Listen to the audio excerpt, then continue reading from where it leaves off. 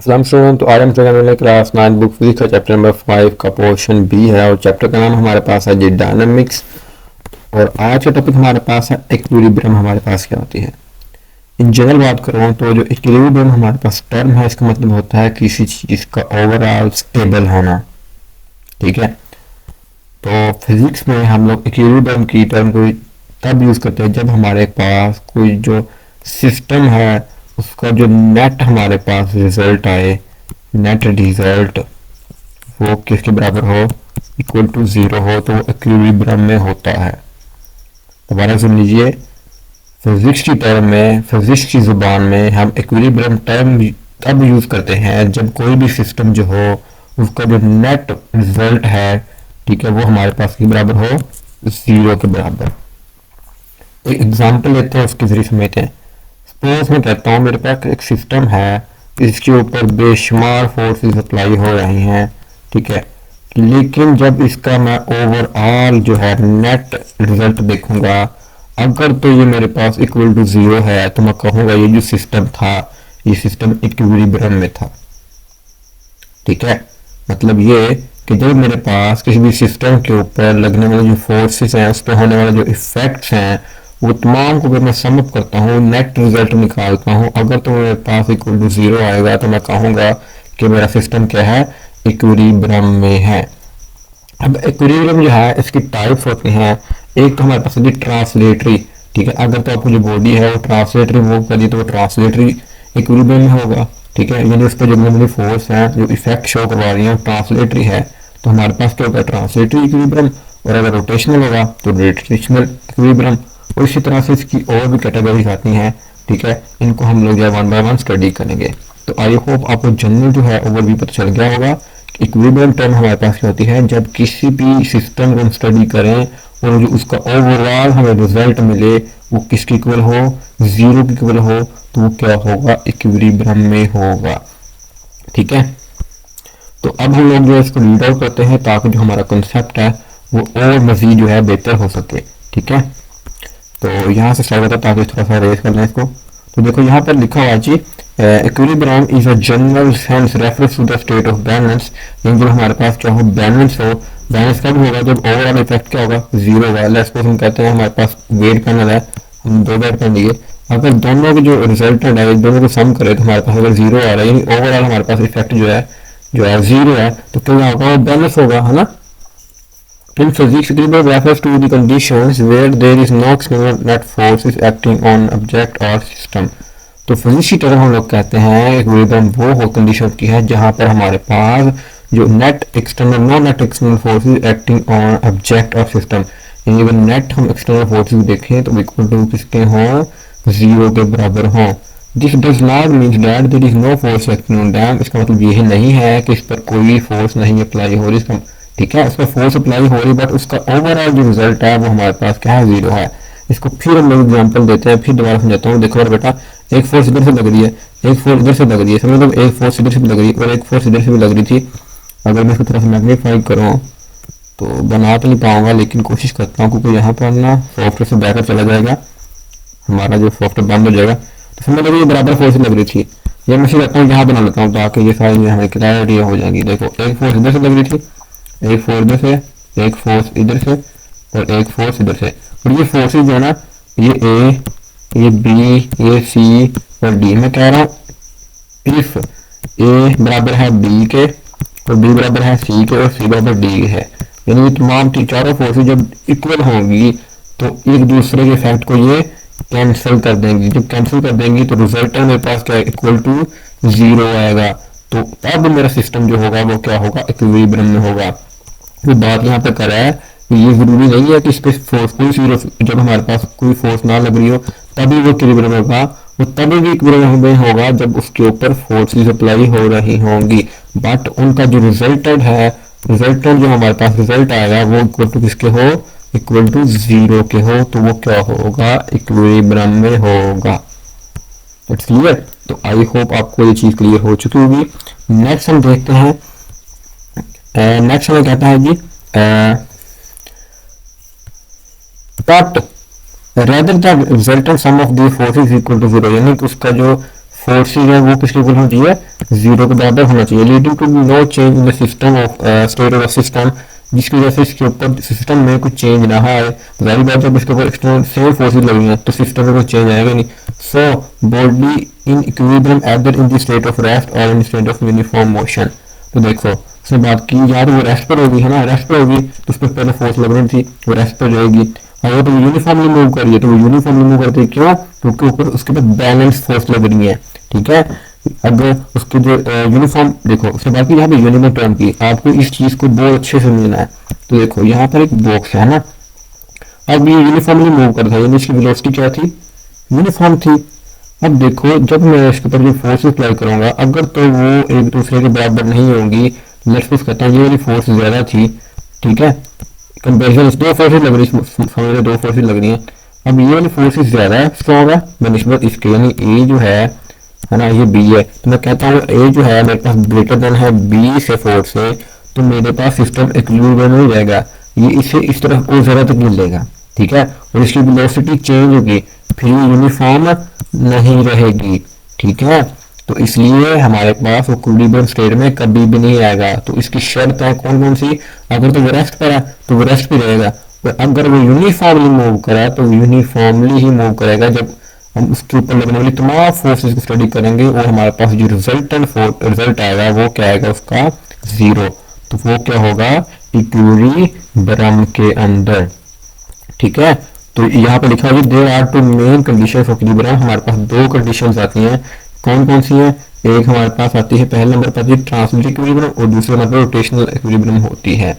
अब translative equilibrium क्या होती है मेरा बेटा, कि जब हमारे पास कोई बॉडी जो है वो लीनियरली मूव करती हो, ट्रांसलेटिव मोशन कर रही हो, ठीक है, स्ट्रेट पाथ के अंदर, तो हमारे पास sum of all forces equal to zero होगा, तो वो क्या होगा, ट्रांसलेटरी इक्विलिब्रियम में होगा। दोबारा सुन लीजिए, जब कोई भी सिस्टम हमारे पास ट्रांसलेटिव लीनियरली मूव कर रहा होगा, तो जब उस पर लगने वाले तमाम फोर्सेस का जो समेशन है, सम है, वो इक्वल टू जीरो होगा, ठीक है, तो कहेंगे कि वो क्या है, हमारे पास ट्रांसलेटरी इक्विलिब्रियम में है, जिसे हम फर्स्ट इक्वेशन भी इक्विलिब्रियम में कहते हैं। जो आपकी ओल्ड सिलेबस है उसके अंदर टर्मिनोलॉजीज यूज की जाती थी फर्स्ट इक्विलिब्रियम स्टेट की, ठीक है, और कंडीशन थी फर्स्ट इक्विलिब्रियम, सेकंड इक्विलिब्रियम, ठीक है, state of equilibrium. First equilibrium state that, इसे हम ट्रांसलेटरी इक्विलिब्रियम कहते हैं, कि sum of the all forces acting on object, जब वो लीनियरली मूव करता होगा, अगर तो इक्वल टू जीरो है, तो वो हमारे पास क्या है जी, ट्रांसलेटरी इक्विलिब्रियम में। और नंबर टू का हमारे पास होता है जी रोटेशनल इक्विलिब्रियम, तो इसकी टर्मिनोलॉजी होती है, हमारे पास सेकंड कंडीशन होती थी, वो हमारे पास फर्स्ट कंडीशन थी। अब सेकंड कंडीशन में क्या कहता था, जब हमारे पास कोई ऑब्जेक्ट जो है, जो सिस्टम जो है, ठीक है, वो रोटेशनल मोशन करता हो, उस पर लगने वाली जो फोर्सेस हैं उनका जो रिजल्टेंट ले, जिसे हम टॉर्क का नाम देते थे, टॉर्क का इक्वल टू जीरो हो, तो हम कहेंगे हमारी जो सेकंड कंडीशन ऑफ इक्विलिब्रियम वो क्या होगी, सेटिस्फाई होगी, ठीक है। तो ये भी चीज़ अभी याद नहीं, आपको पेपर में जो है इस तरह से क्वेश्चन होता है, क्योंकि ये फर्स्ट टाइम सिलेबस आया है, तो जो एग्जामिनर होता है, ठीक है, वो पेपर को जो क्वेश्चन होते हैं उनको डिफरेंट वे से क्वेश्चन जो है आपको दे सकता है। इसलिए मेरा बेटा आपने याद रखना है कि आपको अगर आता है क्वेश्चन ट्रांसलेटिव इक्विलिब्रियम, इसकी टर्मिनोलॉजी यूज होगी फर्स्ट स्टेट ऑफ इक्विलिब्रियम या सेकंड स्टेट ऑफ इक्विलिब्रियम, तो आप फर्स्ट स्टेट ऑफ इक्विलिब्रियम में आप ये वाला लिखेंगे और सेकंड वाले में रोटेशनल लिखेंगे, जिसके अकॉर्डिंग आपने ये फार्मूला जो जरूर लिखना है इसके अंदर, ठीक है। अगर 2 नंबर का क्वेश्चन आता है, आपको 4 नंबर का आता है कि sum of all forces equal to zero, linearly जो होगा वो हमारे पास क्या है जी, लीनियर इक्विलिब्रियम, जिसे हम फर्स्ट कंडीशन ऑफ इक्विलिब्रियम कहते हैं। एंड जब हमारे पास सम ऑफ टॉर्क जो है acting on an object equal to zero होगा, तो हमारे पास क्या होगी, जो वो सेकंड कंडीशन ऑफ इक्विलिब्रियम होगी, और उसे हम क्या नाम देते हैं, रोटेशनल इक्विलिब्रियम का नाम भी देते हैं। इसके बाद अब हम लोग इसको रीड आउट कर लेते हैं, ताकि जो हमारा कंसेप्ट है वो थोड़ा सा और ज्यादा बेहतर हो सके, ठीक है। तो जैसे कि यहाँ पे कहता है कि if a body is at rest and moving with uniform velocity, then the net external force acting on it will be zero. तो देखो अगर तो क्या बॉडी रेस्ट पे हो या यूनिफॉर्मली मूव कर रही हो, तो उस पर लगने में जो फोर्सेस होंगी, सारी एक्सटर्नल फोर्सेस वो क्या होंगी, जीरो होंगी। Under this condition body set to be translatory equilibrium, ठीक है, तो वो क्या होगा, ट्रांसलेटरी इक्विलिब्रियम होगा, ठीक है। और एग्जांपल के तौर पर कह रहा है कि बॉडी रेस्टिंग टेबल, अगर कोई बॉडी बुक का नाम लिया यहाँ पे, तो जो बुक है वो एक टेबल पे पड़ी हुई है, ठीक है। The gravitational weight pulling the book downward is balanced by the normal force of a table pushing it upward। तो देखो जैसे यहाँ पर बना के दिखाता हूँ आपको, एक जो बुक है वो टेबल के ऊपर पड़ी हुई है, ठीक है। अब एक टेबल बनाते हैं हम लोग, यहाँ पे देखो देखो बुक यहाँ पड़ी हुई है। अब ये क्या है, ये हमारे पास ट्रांसलेटरी इक्विलिब्रियम है। कैसे, देखो इसके ऊपर ग्रेविटेशनल फोर्स लग रही है, ठीक है। एक क्या लग रही है यहाँ पर हमारे पास ग्रेविटेशनल फोर्स जो नीचे की तरफ लगी, और एक हमारे पास नॉर्मल फोर्स लगी जो कि ऊपर की तरफ से लगा रही है ना। ये बेंच जो लगा रहा है इस बुक के ऊपर। तो देखो ये दोनों फोर्सेस एक दूसरे को इक्वल है, इक्वली हमारे पास लग रही होती है। तो हमारे पास देखो रिजल्ट में क्या आएगा, दोनों का जीरो आएगा। ये ऑपोजिट डायरेक्शन में, लेट्स अगर ये 2 थी तो -2 दूसरी होगी तो इक्वल टू किसका आएगा, जीरो के बराबर आएगा। तो आपके पास जो रिजल्ट आ गया वो क्या है, जीरो। यानी कि इस हमारे पास चल गया कि जो टेबल पे पड़ी हुई बुक है वो क्या है, इक्विलिब्रियम में है। अब नंबर 2 का एग्जांपल हमारे पास जो rain drop falling eight a constant speed under the action of gravity and the drag forces of the air is in a state of translatory equilibrium, ठीक है। अब देखो क्या है, एक बारिश का कतरा जो है नीचे की तरफ गिर रहा है, ठीक है। अब देखो उसके ऊपर ग्रेविटेशनल फोर्स लग रही है, तो एक उसके ऊपर ड्रैग फोर्स लग रही है, ये पानी का क्या कहता है, ये ड्रॉप था।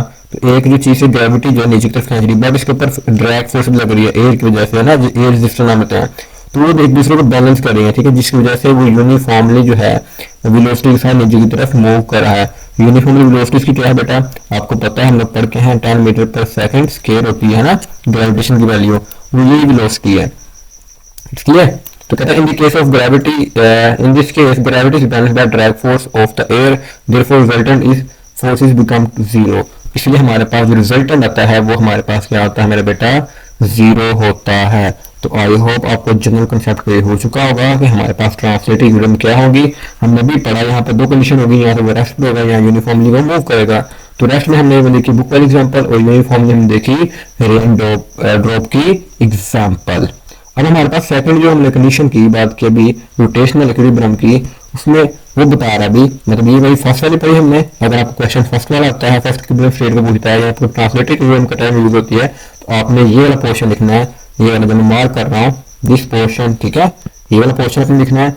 और अगर आपको आता है सेकंड कंडीशन, ये आपको पूछता है वो रोटेशनल इक्विलिब्रियम, तो आप दिस पोर्शन लिखेंगे और ये आपका खत्म होगा जाकर अप्रोक्सीमेशन यहाँ तक, ठीक है, यहाँ तक। और आगे एक और पोर्शन है वो इससे सेपरेट थोड़ा सा है, इसी का पोर्शन बट सेपरेट है, तो हम उसको ऐसे डिस्कस करेंगे, ठीक है। तो अब हम स्टडी करते हैं सेकंड कंडीशन को। तो सेकंड कंडीशन कब सेटिस्फाई होगी, कहता है if an object is in uniform rotational motion और that under the actions of the forces trending to rotate is about a fix line, यानी कि अगर हमारे पास कोई ऑब्जेक्ट जो है वो रोटेशनल मोशन में रोटेट कर रहा हो, ठीक है, और at a rest action of the forces, ठीक है, और उसके ऊपर जो लगने वाली ये फोर्सेस हैं, जैसे यहाँ पे कहते हैं the rotational effects of forces acting on object cancel each other, और उस पर जो रोटेशनल फोर्सेस लग रही थी वो एक दूसरे के इफेक्ट को कैंसिल कर दें। तो इस कंडीशन में कहेंगे कि वो हमारे पास क्या है जी, रोटेशनल इक्विलिब्रियम के अंदर है। जिसे कह रहा है जी under this condition body is said to be in rotational equilibrium, कि हमारे पास जो सिस्टम है वो हमारे पास क्या है, रोटेशनल इक्विलिब्रियम के अंदर है। और मैंने उसका दूसरा नाम लिया वो क्या है, सेकंड कंडीशन ऑफ इक्विलिब्रियम, ठीक है। फर्स्ट वाली कौन सी मेरा बेटा, फर्स्ट वाली हमारे पास पहले थी लीनियर वाली, सॉरी ट्रांसलेटरी जिसे लीनियर हम कह रहे हैं, और हमारे पास दूसरी कौन सी है, रोटेशनल इक्विलिब्रियम की। अब इसकी एग्जांपल देख लेते हैं। तो एग्जांपल में हमारे पास पहला कहता है कि when a fan revolves at a constant speed of rotation then it's in rotational equilibrium. जब हमारे पास जो पंखा है वो कांस्टेंट स्पीड से मूव कर रहा होगा तो हम कहेंगे उस पर लगने जो तमाम फोर्स है वो क्या होंगी, समेशन उनका जीरो होगा, यानी sum of the all torque यानी produce in a body is equal to zero. तो वो क्या होगी, रोटेशनल इक्विलिब्रियम के अंदर। सेकंड कंडीशन है when two chair of same weight sit at equal distance from the pivot of the seesaw remains horizontally as shown figure. The weight of the child tried to revolve the seesaw clockwise while the child of the weight otherwise revolve the seesaw in anti-clockwise. So two rotational effects of the forces cancel out and keeping the seesaw in rotational equilibrium. जैसे कि यहाँ पे example बताया कि हमारे पास 2 बच्चे हैं जो कि एक सीसा बैठे हुए हैं इक्वल डिस्टेंस पर स्क्वायर पॉइंट से, और इनका जो वेट है वो सेम है। तो ये कोशिश करेगा इसे इस साइड पर लेके जाऊँ और इसे ये कोशिश करेगा एक साइड, बट इनका वेट क्या है, सेम है, तो एक दूसरे को ये कैंसिल करते हैं, ये बैलेंसली यहीं पर मौजूद रहता है। तो ये हम कहेंगे ये सीसा है ये क्या है, इक्विलिब्रियम के अंदर मौजूद है, तो आई होप आपको जो है सेकंड कंडीशन का जैसे रोटेशनल इक्विलिब्रियम का नाम दिया गया है उसकी भी समझ आ गई होगी। आपने इस चीज़ को याद रखना है, यहाँ पे फर्क है। देखो मेरा बेटा, इन दोनों में एक फर्क है, सेम चीज़ है, दोनों में एक चीज़ हो रही है कि दोनों में हमें ये बता रहा है कि हमारे पास जो नेट फोर्स है वो जीरो। बट फर्स्ट वाली कौन सी है, जिसके अंदर ट्रांसलेटरी लीनियर मोशन हो रहा है, जैसे हम चैप्टर इससे पहले काइनेमैटिक्स में पढ़ के हैं, लीनियर मोशन में रोटेशनल मोशन में फर्क पढ़ के हैं, ठीक है। फिर भी मैं बात नहीं करूंगा, हम लोग जनरली हर टॉपिक के अंदर हमारी कोशिश होती है कि आपको वन बाय वन एवरीथिंग जो है इसी टॉपिक के अंदर करवा जाए। ये ना कहा जाए कि आप वहां पर पढ़ के आए थे या वो आप देख लीजिएगा, ठीक है। टॉपिक का मकसद ये होता है कि आपको यही पे क्लियर है। हाँ ये है कि आप जरूर पढ़ा करें तो आपको जो कॉन्सेप्ट है, जो डाउट है कि बच्चे के रह गए हैं, ठीक है। रिकॉर्डिंग में हमारा ये होता है कि अगर कोई बच्चा है हमारे पास, क्योंकि बच्चे जो है डिफरेंट स्ट्रेटजीज के होते हैं, हमारी कोशिश होती है कि हम जो है डिफरेंट वे लेके चले ताकि हर कैटेगरी के बच्चे को जो है वो इस चीज़ की समझ आए, ठीक है। तो आपने ये याद रखनी है, जब हमारे पास आएगा लीनियर में तो हम लोग जो टर्मिनोलॉजी यूज करेंगे वो ये होगा the sum of all forces equal to zero, ठीक है। ये भी फोर्स है, जो टॉर्क है बेटा वो भी इक्वल टू फोर्स होगा। बट ये जो एफ है ना, ये हम यूज करते हैं जब हमारे पास लीनियर मोशन हो रहा हो, लीनियर फोर्स लग रही हो, यानी कि स्ट्रेट लाइन कह लें, ठीक है, वो हम ये यूज करते हैं। बट जब हम लोग करते हैं ना रोटेशन होता है कि कोई बॉडी जो है किसी फिक्स एक्सिस के साथ जो है, लाइक ये हमारे पास कोई बॉडी है, ये इसके एक्सिस का फिक्स है और ये ऐसे मूव कर रही है, ठीक है, ठीक है। तो कर्व पाथ करता है तो वो हमारे पास रोटेशन करता है। तो हम यहाँ फोर्स की जगह हम ये टर्म यूज करते हैं जिसे हम टॉर्क नामते हैं। ये चीज रिप्रेजेंट करती है कि आपको जो फोर्स है वो रोटेशनल फोर्स है, और ये रिप्रेजेंट कर रही है कि आपको जो फोर्स वो क्या है, लीनियर है, ठीक है। तो जब ये आएगी तो ये क्या होगा, फर्स्ट कंडीशन होगी, ये क्या है हमारे पास है ट्रांसलेटरी इक्विलिब्रियम। और जब हमारे पास ये टर्म आएगी साथ में, ये सिंबल आएगा, तो ये क्या हमें बता रहा है, रिप्रेजेंट कर रहा है कि आपके पास सेकंड कंडीशन है, यानी कि रोटेशनल इक्विलिब्रियम स्टेट है। अगर नेक्स्ट हमारे पास ना इसको कैरेक्टराइज किया गया, क्लासिफाई किया गया दो टाइप्स में, एक हमारे पास स्टैटिक इक्विलिब्रियम है और दूसरी हमारे पास डायनामिक्स इक्विलिब्रियम है, ठीक है। अब इनको मैं डिफरेंशिएट कर देता हूँ, जैसे यहाँ पे डायनामिक्स इक्विलिब्रियम क्या कह रहा है।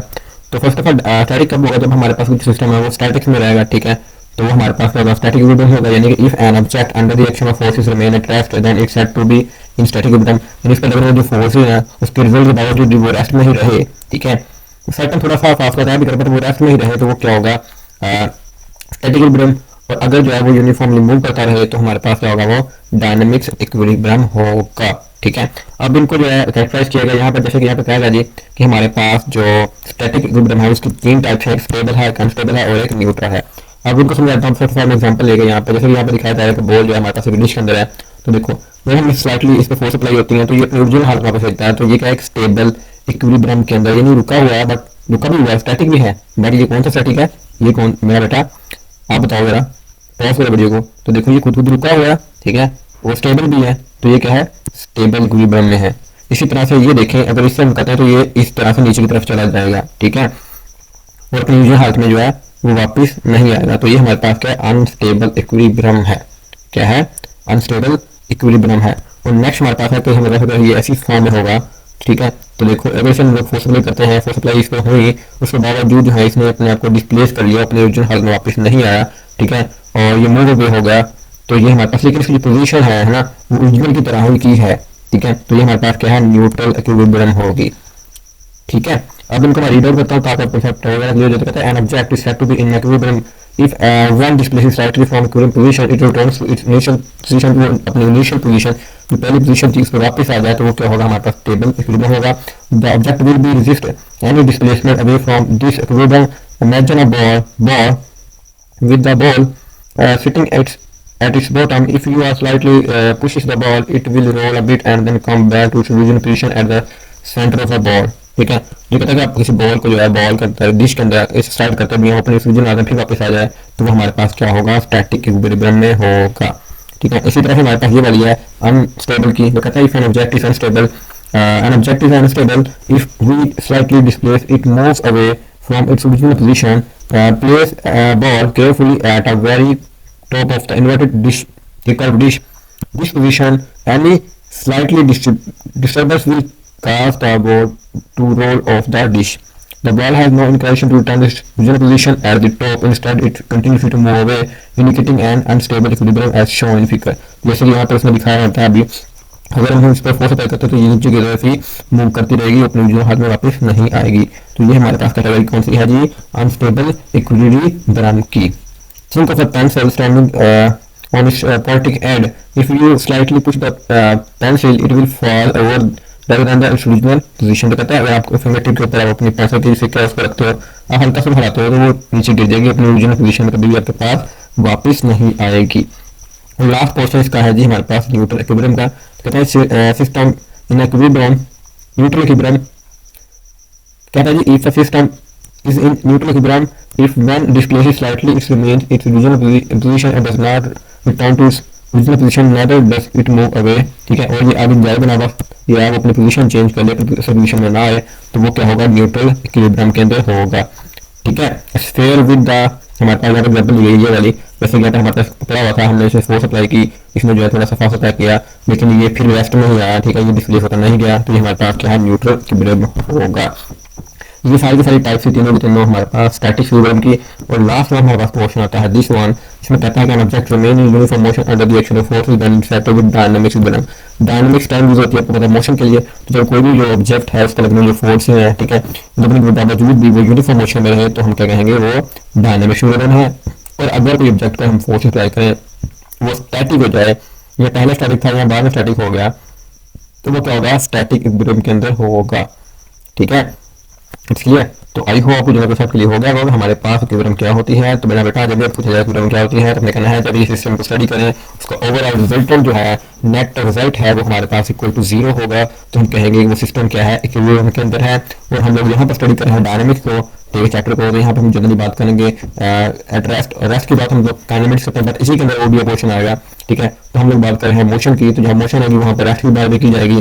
ठीक है, तो फर्स्ट क्वेश्चन था ट्रांसलेटरी इक्विलिब्रियम और रोटेशनल इक्विलिब्रियम क्या होती है, मैंने बताया जब हमारे पास रिजल्टेंट ऑफ ऑल फोर्सेस क्या होगी, इक्वल टू 0 होगा, तो हमारे पास क्या होगा, वो रोटेशनली ट्रांसलेटरी होगा। और जब हमारे पास sum of all torque acting on a body equal to 0 होगा, तो हमारे पास क्या होगा, वो रोटेशनल इक्विलिब्रियम के अंदर होगा। तो हम देखिए और कैटेगराइज इसकी स्टैटिक और डायनामिक। स्टैटिक में हमारे पढ़ी हमने स्टेबल इक्विलिब्रियम, अनस्टेबल इक्विलिब्रियम और न्यूट्रल इक्विलिब्रियम, और आगे हमने पढ़ा डायनामिक्स इक्विलिब्रियम। तो आई होप आपको सब क्लियर हो गया होगा। फिर भी किसी क्वेश्चन हो, क्यूरी हो, डाउट आ गया हो तो कमेंट सेक्शन में जाकर जरूर पूछेगा। हमारी हमेशा कोशिश होती है कि आपके लिए बेस्ट वीडियो लेके आए। तो आगे बढ़ते जी, अल्लाह हाफिज़।